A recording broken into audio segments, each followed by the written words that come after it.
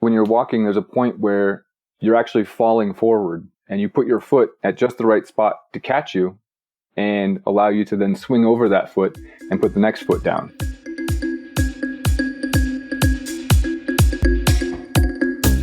Welcome to the Strokecast. A Generation X stroke survivor explores rehab, recovery, the frontiers of neuroscience, and how to peel a banana with one hand. Hello, I'm Bill Monroe, and welcome to episode 102 of the Strokecast.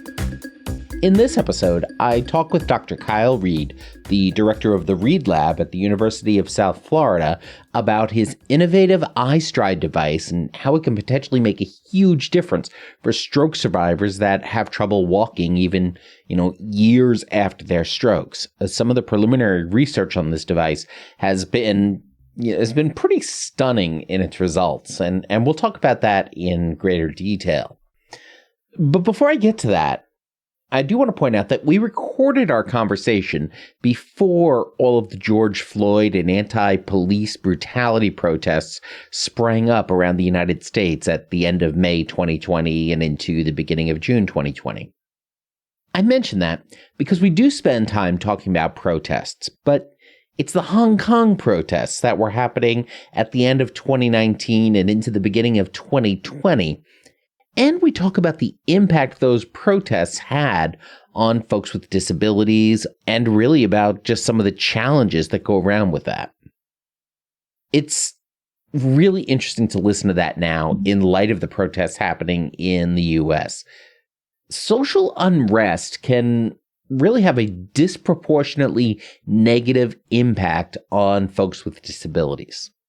Medical and social services may be suspended or may simply be inaccessible. I mean, people may be stuck inside even more as cities have to limit paratransit due to traffic restrictions, due to protest routes, due to just other limitations on resources. The streets themselves are even more dangerous for folks who move more slowly or who struggle with sensory overload, or who live with chronic pain, or can't otherwise extract themselves easily when a situation goes south quickly. Plus, they're more likely to be littered with debris from protests or just other things that just fall behind as protests ramp up. Of course, in this case, much of that stuff was already an issue, and those services were already shut down due to the COVID-19 restrictions that, quite frankly, I'm grateful were in place, because I know way too many people who most likely will die if they catch COVID-19. A common piece of advice that many people with disabilities hear is that they should avoid protests because, well, the quote-unquote burden that the folks with disabilities may pose on a protest, or the increased risk that they may face, or law enforcement even just being frightened by mobility devices as people start walking around with canes or crutches or chairs or whatever it may be. Tear gas, propelled beanbags, rubber bullets, or even just getting shoved backwards down to the pavement and hitting the back of your head are even more dangerous for stroke survivors, the mobility challenged, or folks who are on blood thinners. The problem with this advice, though, is that it silences our voices at a time when they need to be louder than ever. So yes, protests do hurt people with disabilities, but that's not a reason to necessarily stop them. Protests do inspire grudging social change. Our lives may be more difficult, but, people are dying. People are being pushed down, literally and metaphorically, and people with disabilities are white, Black, Asian, Latino, Native, Indigenous, Christian, Muslim, Jewish, cis-gendered, transgendered, gay, queer, and every other identity that is out there. In fact, often more than one identity at a time. Disability is the one identity that will cross every other identity in the world. calling for an end to protests to protect people with disabilities is not the answer. The answer is to raise our voices and share our stories. Be vocal, talk, sign, or write to your friends. March, hobble, or roll in a protest. Start a podcast, a blog, a YouTube channel. Work to improve the system for everyone from both the inside and outside of the system. And do the right thing, whatever that is in your situation, as best you can. So now, if that rant hasn't sort of chased everyone away, let's go ahead and meet Dr. Kyle Reed and let's talk about walking. So Kyle, thank you so much for joining us on this episode of Strokecast. Thank you for having me. I first read about your work in summer or fall of 2019, and some really interesting stuff. Now, you've come into the stroke recovery field, it seems, from an engineering background than, a traditional medical background. So how did you get into this space? Yeah, so I largely got into it, started when I was a grad student at Northwestern. And my project was actually looking at how two humans physically interact. And the motivation for it was how a patient and a physical therapist interact. Because there's a lot of hands-on interaction as they guide a leg or they guide an arm, and they kind of show them how they're doing the motions. That was the motivation. I didn't really get much into looking at the PT interaction at that point, but that's been kind of a motivating factor throughout my career, is trying to get back to really understand that physical interaction. And the reason I didn't get as much into it was largely because it's a really complex problem of what is the physical therapist physically doing. When I was a postdoc at Johns Hopkins, I was actually doing some medical engineering type stuff, needle steering, completely unrelated to rehab. But there was a seminar that Amy Bastian came and gave, talking about some rehabilitation therapies for stroke and looking at asymmetries of walking. And I got really interested in that. The asymmetries across the body has been sort of a really interesting aspect for me, because you have one side of the body that largely has a lot of the same abilities, and the other side is very impaired. And so this happens a lot when you're looking at people with stroke. It affects one side of the brain, and so the other side of the body has less abilities. Prosthetics also is an area that has that same sort of unilateral side that's different than the other side. And so these asymmetries were very interesting to me from an engineering perspective. Working with physical therapists has been very fun, because I really like the human side of helping people. And so working interdisciplinary with physical therapists and seeing patients come in, try something, and learn to walk better or learn to move their arms better has been a really just rewarding experience. I really just enjoy seeing people improve their abilities after they've had a stroke. It is unusual to come in from the engineering background, but I also think it's a good balance, because I like to build devices and I like to understand mechanisms. In some sense, you can look at the body as sort of an engineered system, and how can you work with it to make it work better? I think we see some of that in what folks have been looking at in the robotics field, and everything from how do humans walk to how do insects walk to, things as seemingly simple as how do you get a robot to walk upstairs and get all of that balance right. Right. And it's a very complex thing.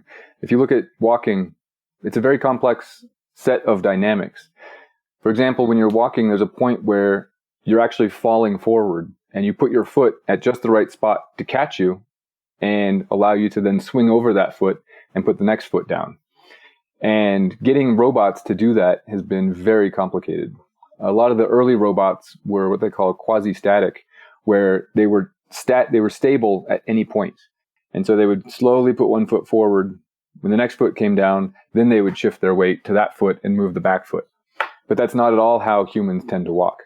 They tend to put one foot down, lift the other one, fall forward, catch themselves, and then lift the foot.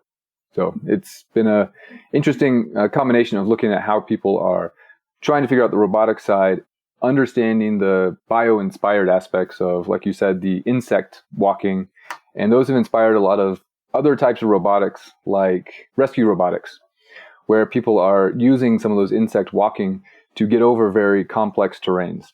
So much more than just one foot in front of the other. It's not you lift one leg and move it there. It's all of those different muscles that have to work in just the right way. And if they don't, it's like that one instrument in an orchestra that is playing a completely different song, even if it's that one of those really tiny muscles. Yeah. And then trying to get someone who has an impairment due to damaged brain from a stroke or other reason, trying to retrain their body how to learn those dynamics again.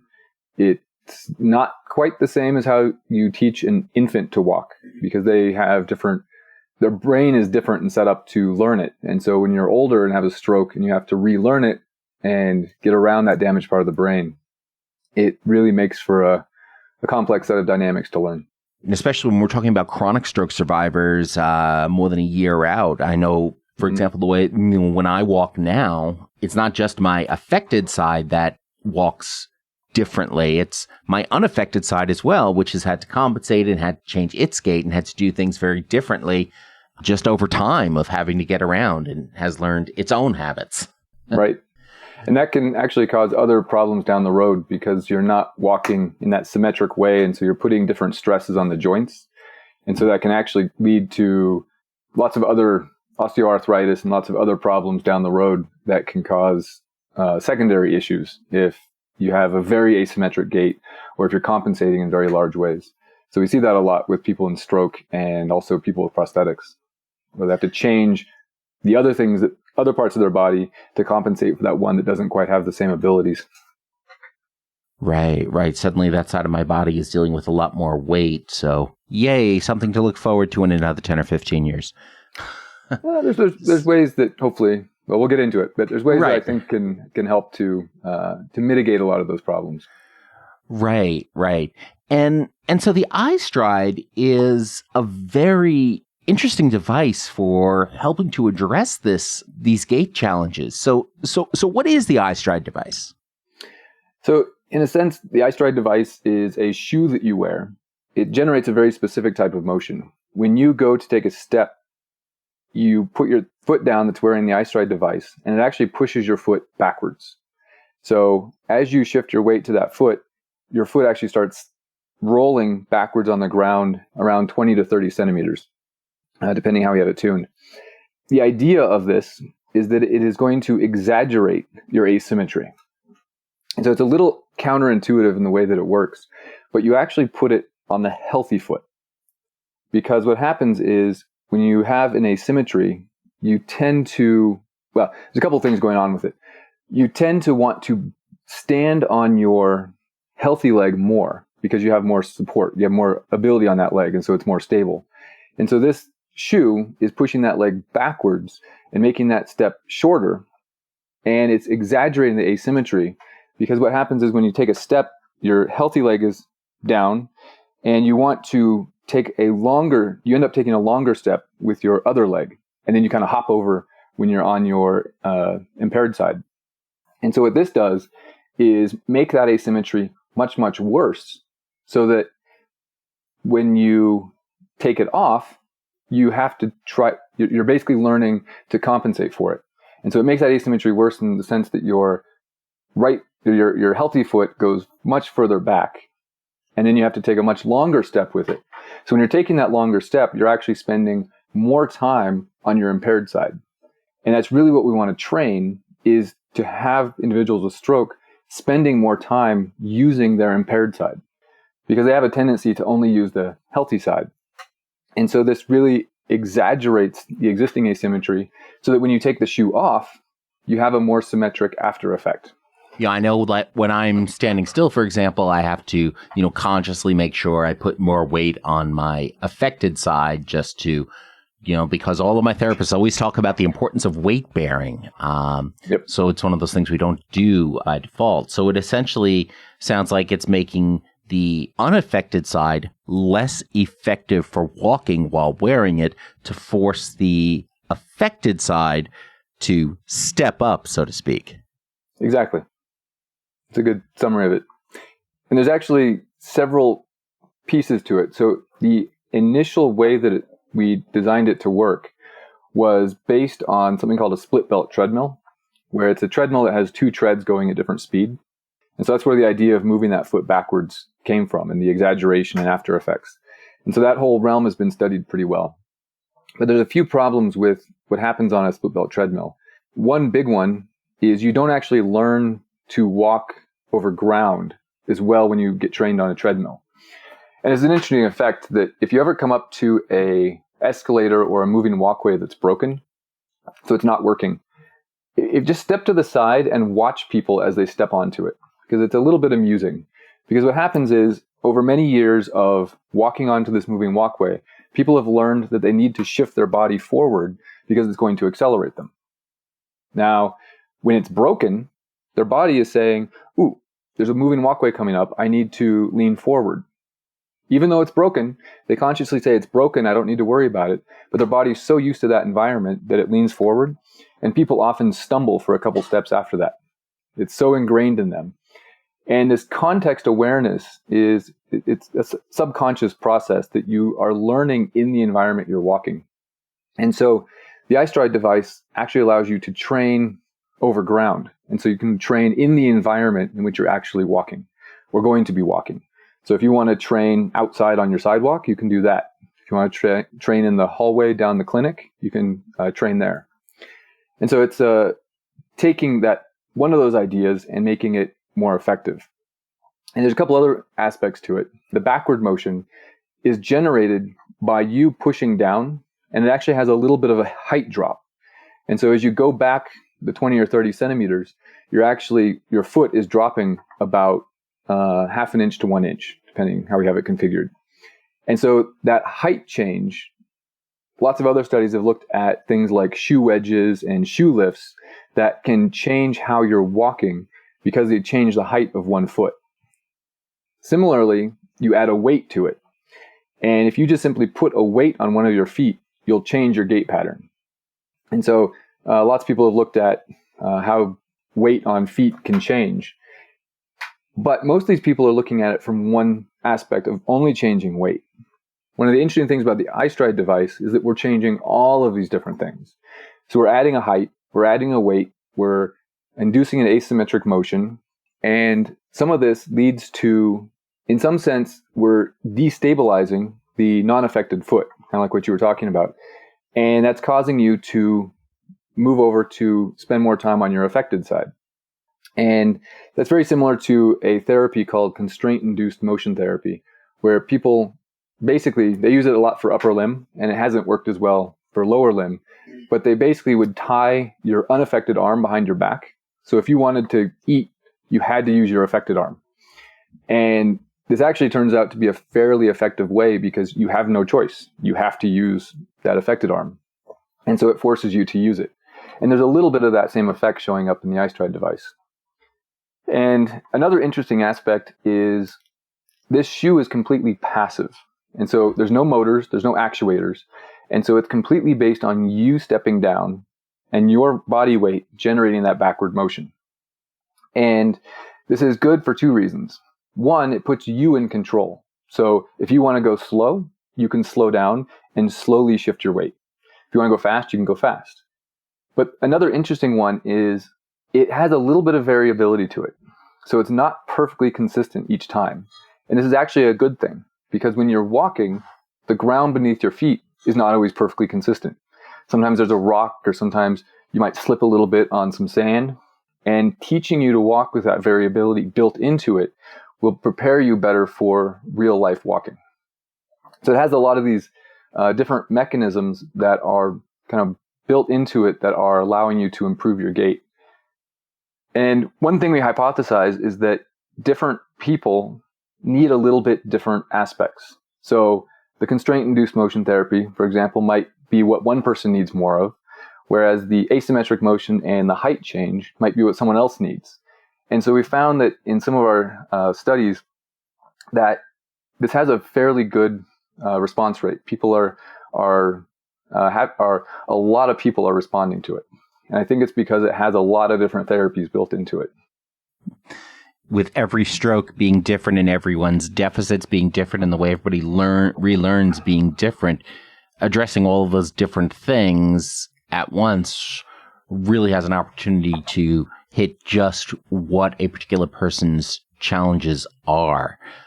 The other thing, I think there's a lot to unpack in that. I think when you talk about the height, adjusting the height differences, I know in my personal experience, I ended up, having to shim the shoe on my right side, on my unaffected side when I started walking, because my AFO was so big on my affected side that it was lifting that foot a little bit higher, and I had to adjust for that just to keep the hips in good shape. The other thing that it reminds me of is, I know back in my pre-stroke days, I was wearing MBT shoes. I don't know if anybody's heard of these, but they had this big rocker bottom, so you were always slightly off balance, which in my experience in working in trade shows, it was great because instead of putting stress on my knees and joints, it put stress on my actual muscles to keep me in balance. And so I think it's interesting how instability can help with some of that muscle control. Yeah, exactly.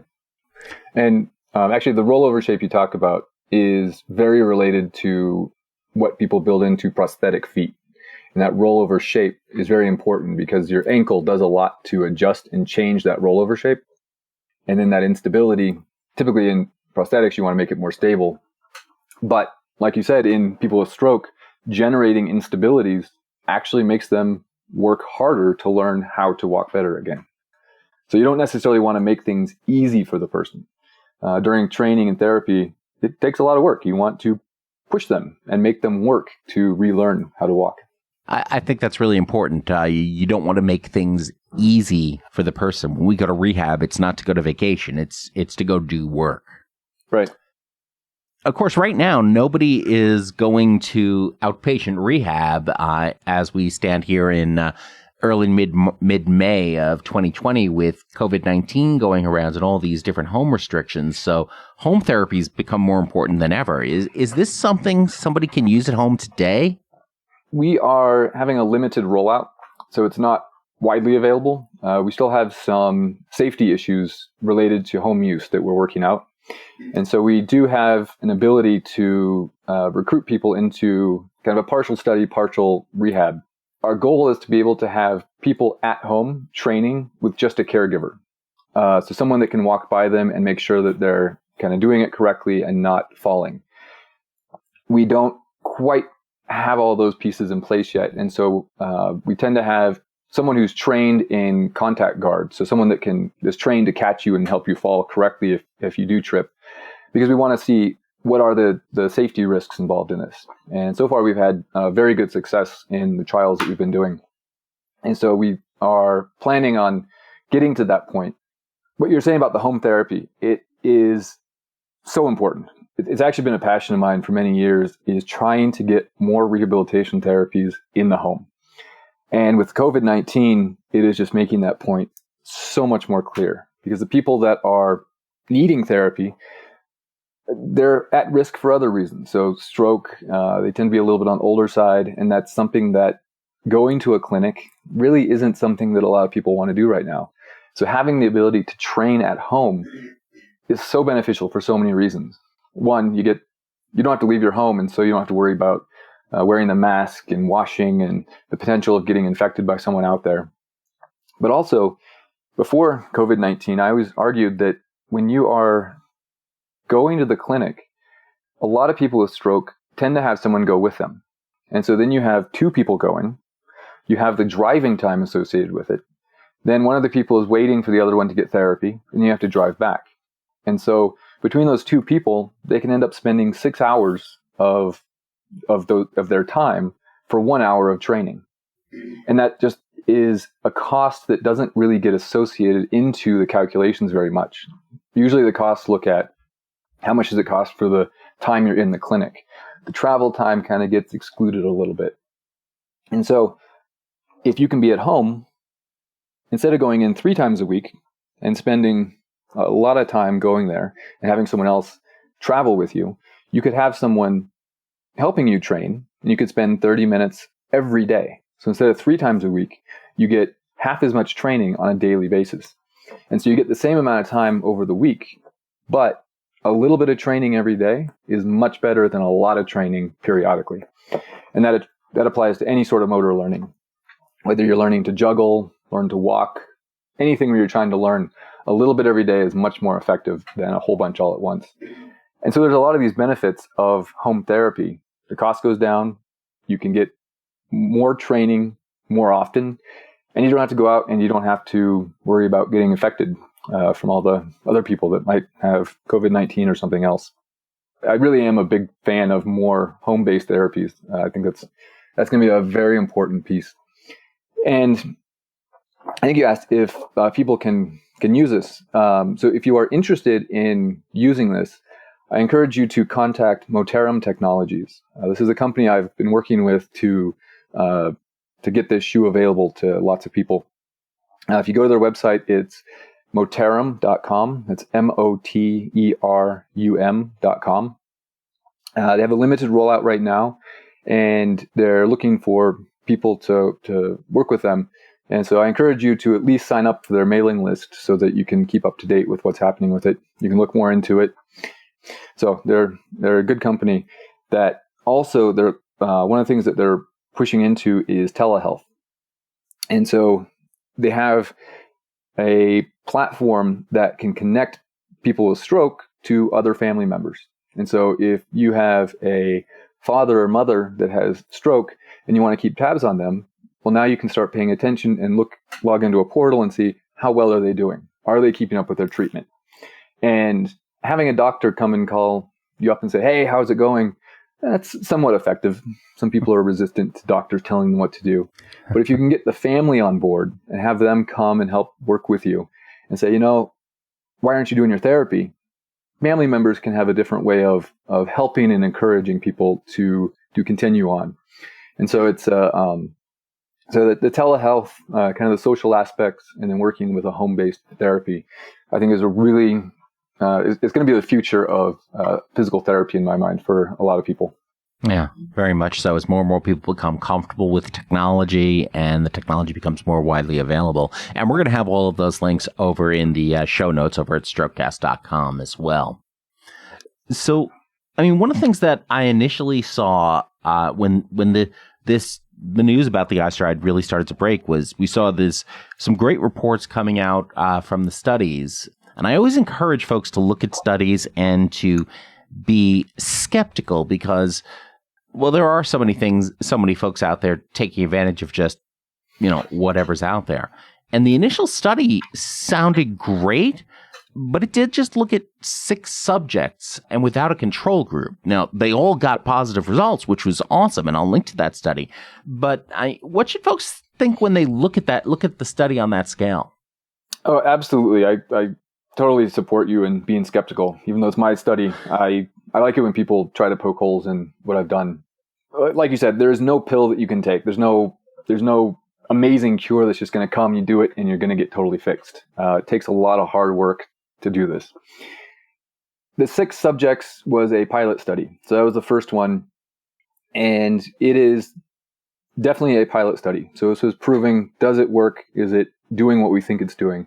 And we actually used that 6 subject study to power, so we're doing the power analysis to see what the statistical power is for a bigger study. And so we have actually finished one that has 21 subjects. And this is then going on and looking at the same protocol, same amount of time that they're training, 4 weeks, 30 minutes per day, 3 days a week. But the difference on the 21 subject study is that they're doing it in their own home. And so we're really evaluating the safety aspects. Are they able to do it in their own home? And we've come up with a whole host of interesting things about doing therapy in the home, like how long do you have to walk? A lot of people have tile in one spot and then it switches to carpet. And those are issues that we think is somewhat beneficial because it's really teaching you how to walk in your environment at your own home. And so if you have carpet and tile, then you're going to learn how to walk on those two. And so what we've actually found is the 6 subjects study that you'll link to had its focus on the asymmetry characteristics. And then some of the secondary measures were looking at functional characteristics. Things like how fast do they walk? There's a timed up and go test where how long does it take them to go from sitting in a chair to standing up and walking a certain distance? And these are very functional measures of really what people end up caring about is I want to be able to stand up and walk somewhere. And we started finding that people were actually starting to walk significantly faster. And so in the 21 subject study, it's under review right now, so I can't really post it yet, but it should be coming out hopefully in the next few months. But we're actually I do have a couple abstracts that I can point you to that are publishing some of the early data on it. And we're finding that people are gaining significant walking speed. Now, walking speed is a really interesting thing for people with stroke. There's kind of different categories, and a really important gait speed that people have found is 0.8 meters per second. Because above that, people get classified as a community ambulator. And it's not so much about that cutoff, but what that means is that they're more likely to go walking outside. They're more likely to walk to the park because it's not going to take them all day. If you're walking down under 0.4, that's pretty much, you might walk around the house and that's about it. Once you get to that point of only walking around your house, you tend not to walk as much. And then you kind of spiral downhill where you don't walk as much, so you lose some more ability, so you don't walk as much, and so on. What I really want to encourage people to do is to walk a little bit further each day, because you get that little extra endurance, that little extra ability. The next day it's a little easier, and then it's a little easier. And as you continue to do this, you get faster and faster. And there's a quote, I'll paraphrase, from one of the subjects in our study that kind of highlights this. She was doing the study and came back for a follow-up, and she just made the offhand comment that she was walking with her grandson, and they were out walking on the sidewalk, and next thing she knew, they showed up at the park. And kid went playing, and then she said, "Oh, I haven't walked to the park since before my stroke." And so it really allowed her to get past that point of just walking to the mailbox or walking in the local neighborhood, but she actually walked to the park. And that was a huge thing. That was good quality time with her grandson. And so it's those kind of stories that when I see people gaining walking speed, it allows them to do so much more. And then it sort of spirals upwards. You walk a little further, then you're encouraged to walk even further. And you keep doing that, and your abilities just continue to get better and better. And in this 21 subject study, we did 12-month follow-up. So how are they doing 12 months after the training? And most of the subjects maintained within a very small band the same abilities that they had. Some actually went up a little bit more, some went down a little bit. But on average, everyone had maintained basically the same abilities that they had at the 1 week follow-up, which was really encouraging to me. So it's not something that you do it and you get the benefit while you're doing it and you stop it and it goes away. You really get the benefit and it sticks with you, especially if you continue to keep walking, not even on the device, just keep walking on your own, and it will naturally help you to continue walking. Going back to your skepticism point, I agree. The 6 subjects is a pilot study. Don't base your outcomes necessarily on that one, but know that we do have some results that are actually even better than that pilot study.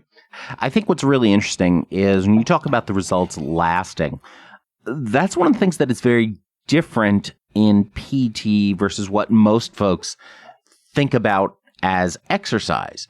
Because the exercises that we're doing in physical therapy, whether that's traditional therapy or using a device like this, it's not about building the muscle specifically like when you're lifting weights. And when you stop lifting weights in outside of PT context, the muscle eventually goes away.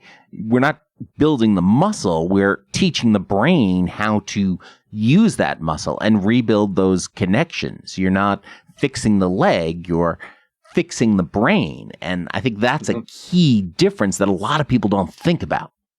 Right. Yeah. And it very much, actually, it really appeals to my interdisciplinary nature of some of my other projects work with psychologists, and this project I work with neuroscientists also, because it really is about the brain. It's not about the muscles. It's about the control. And it it sort of has correlations to an exercise, but it's much more about training the ability to move as opposed to strengthening the muscles, like you said. And that's a very different way of thinking about it.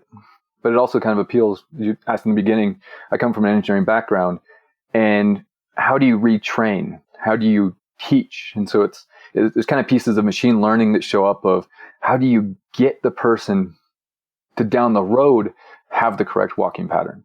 And so you're not necessarily always training them to do what you want right now. You're training them, and in some cases, you might actually even be perturbing their walking pattern.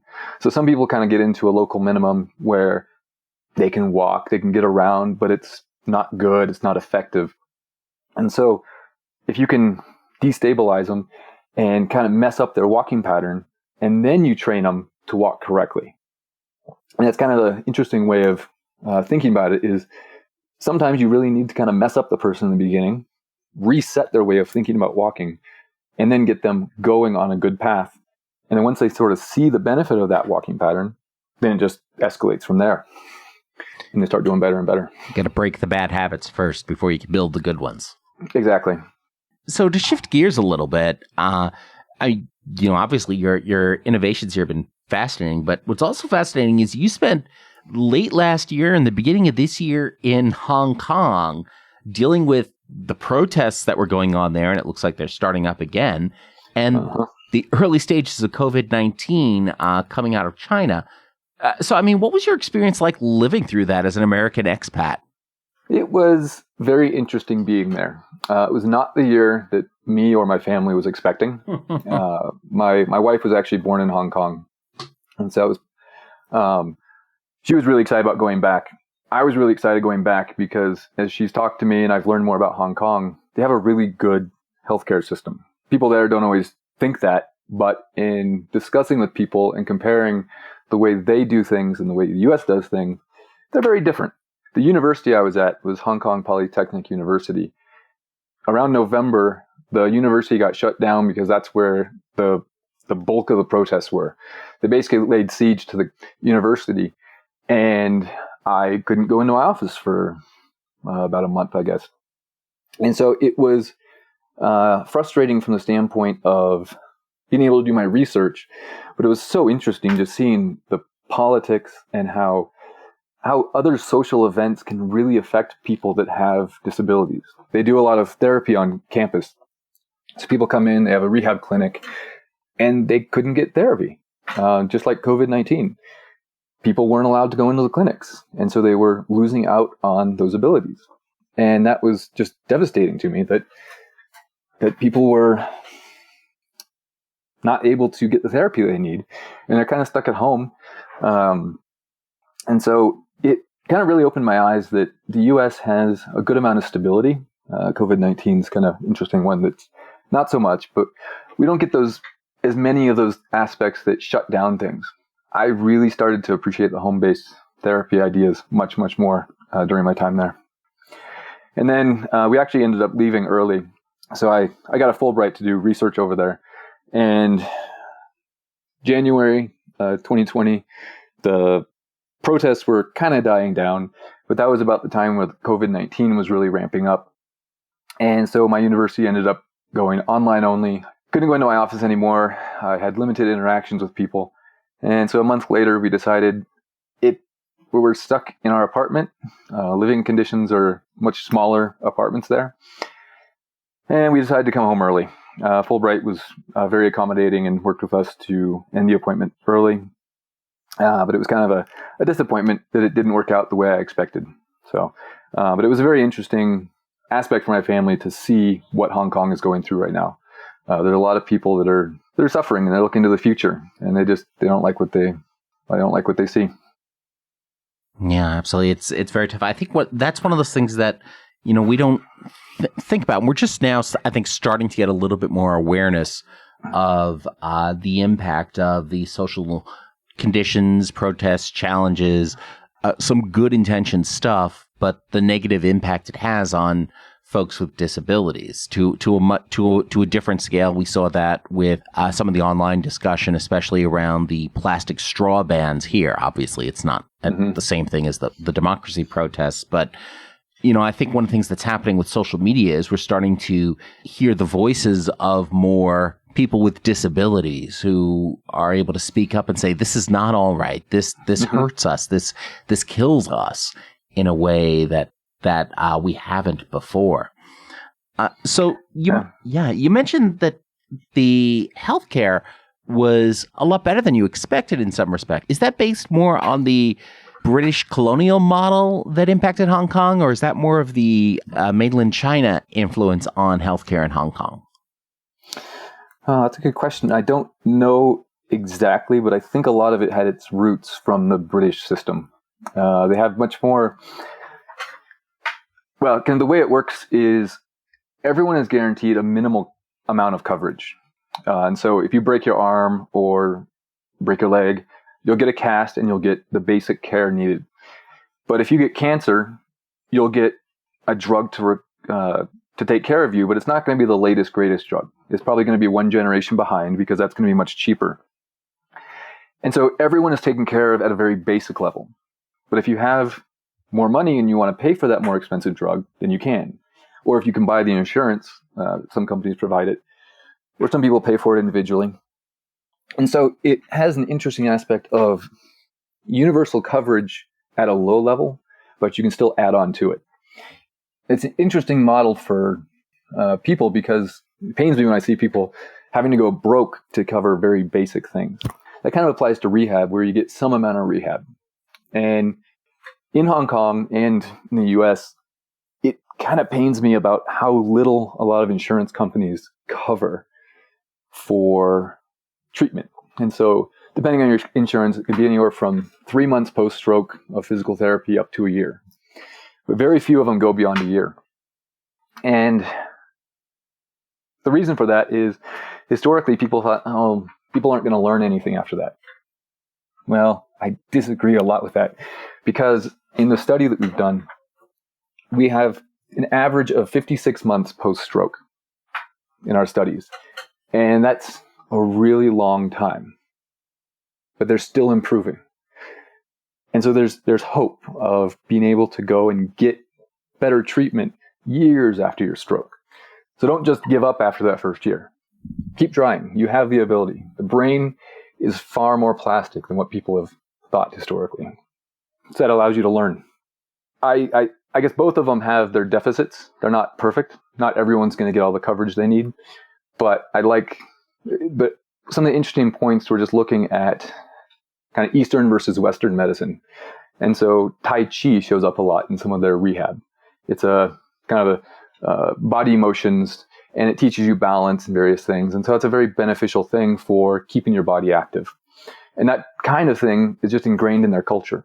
And it doesn't show up as much in the United States.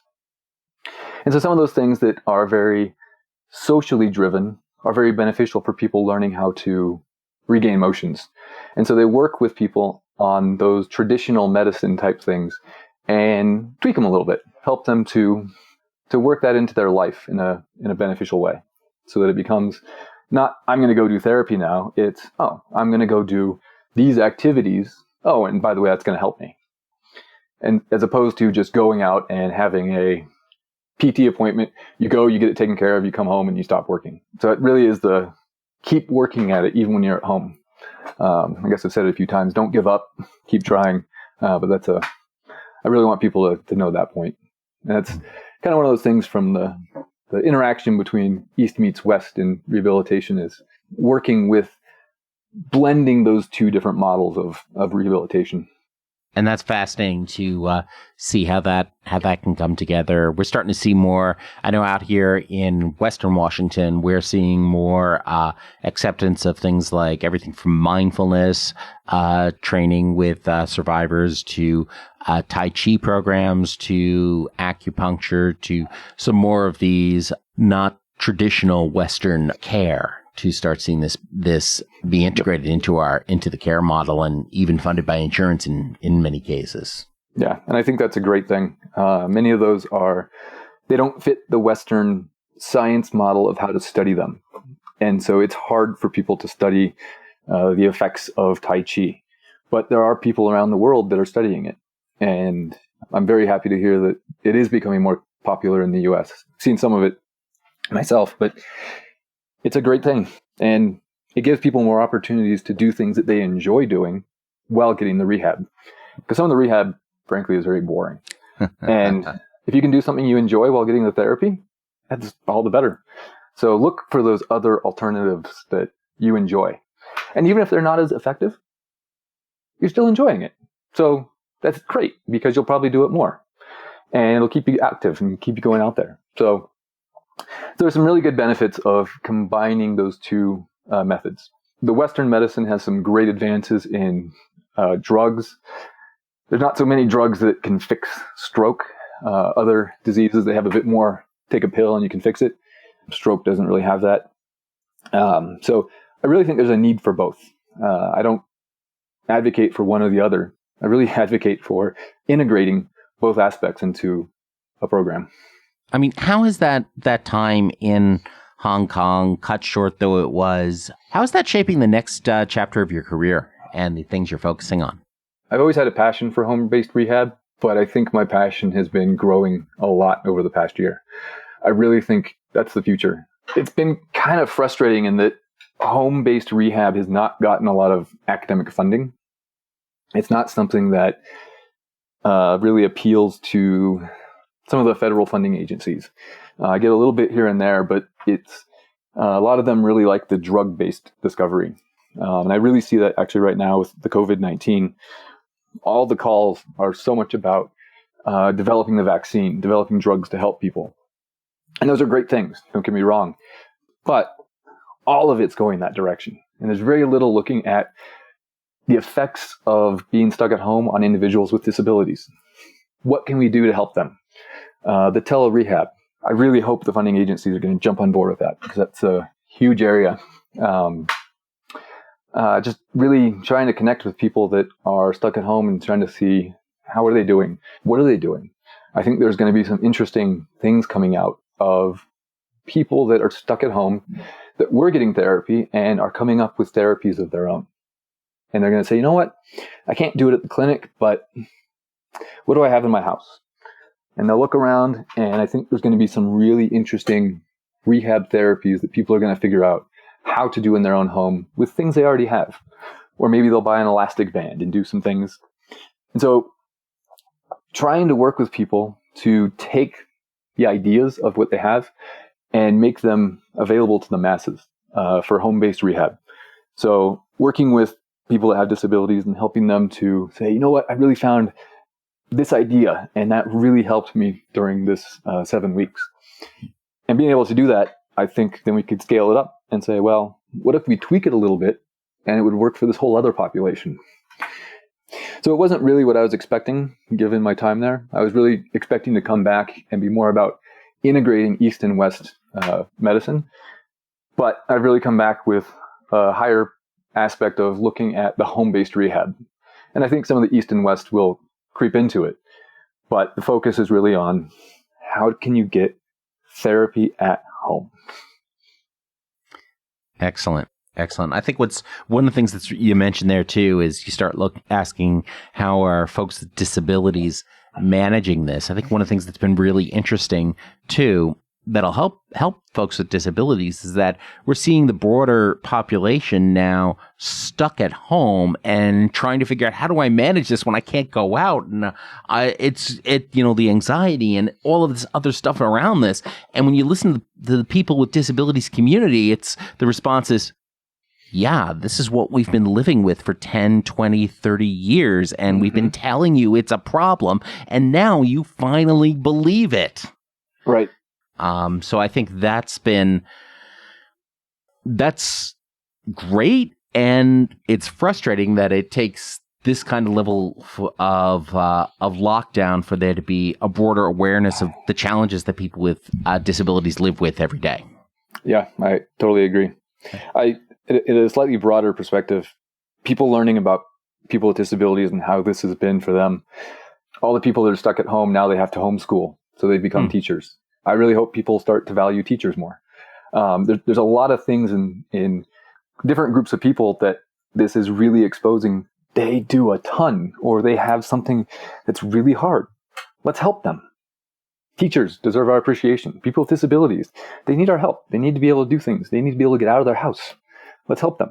So I am really hopeful that there are going to be some good new technologies and really just an awareness that will come out from this so that people can understand these issues. Thank you so much for joining us here this week. If folks want to know more about you and what you're up to, where should they go? So the easiest way is just do a search for USF and Reed Lab. So that's University of South Florida. It's the university I work at. And then my lab name is Reed, my last name, but it stands for Rehabilitation, Engineering, and Electromechanical Design. So you didn't get to just name the lab after yourself. Well, I kind of did. It took me about a year to figure out the right name for it. But it kind of summarizes what I do. Rehabilitation engineering is a big piece of what I do. And then the design that goes with it. And the electromechanical is, I go for passive devices more so because I think they tend to be cheaper. And so if you can do it passively without any actuators, I tend to go that route. But not everything works that way. So I do a lot of the electromechanical design too. But do a search for or Kyle Reed at USF. And I have a lot of other research I didn't talk about here. And I encourage people, if they have follow-up questions, please email me. I love to hear from people that are out there. What are the struggles you have? I'd love to strike up conversations with everyone. So please contact me. There'll be a link in the show notes also. Absolutely. So great. Yeah, this has been fantastic, Kyle. Thank you so much for being with us in this episode. Yeah, thank you for having me. This has been great. I've enjoyed it. And that brings us to our hack of the week. If you walk with a cane, keep an umbrella stand or a tall vase near the door and put your canes in it. It can be a nice, cheap, or even fancy way, if you want to get fancy, to keep your mobility aids in one place so you can find them when you head outside. And I know in some respects that seems to imply you don't use it inside. And I know many folks don't use a cane inside even when they use one outside their home. But even if you do use your cane inside, it's a reminder that you can also have a separate indoor and outdoor cane. This can be very important, especially if you live in a household that believes in leaving your shoes at the door, because your outdoor cane is basically a third shoe. And if you have only one or two canes, consider getting more in fun patterns or designs. I mean, if you're gonna need a cane, you may as well have fun with it. I know I've gotten most of mine from fashionablecanes.com. Right now, my shopping cart on Etsy is full of other canes that I'm thinking about as well. And you can get fancy with expensive ones, but there are also plenty of inexpensive options out there. And one project as well related to that I've talked about before is you can always get inexpensive canes, some of those adjustable metal ones, and cover it with stickers. Maybe your favorite protest stickers, or maybe you have kids or grandkids, and each one can decorate a cane with different stickers for you. But regardless, as you build up this collection of canes or other mobility aids, a vase or an umbrella stand by the door is a great place to keep them. So that's it for this week. Head on over to Strokecast.com/iStride to see the iStride device in action and find links to Dr. Kyle Reed's work and the research projects we talked about. Be sure to share this episode with at least 3 other people by giving them the link Strokecast.com/iStride. Lift your literal or metaphorical voice high and don't be ignored in this time of social change. And of course, as always, don't get best. Get better. Thanks a lot. I'm Bill Monroe, and I'll talk to you soon.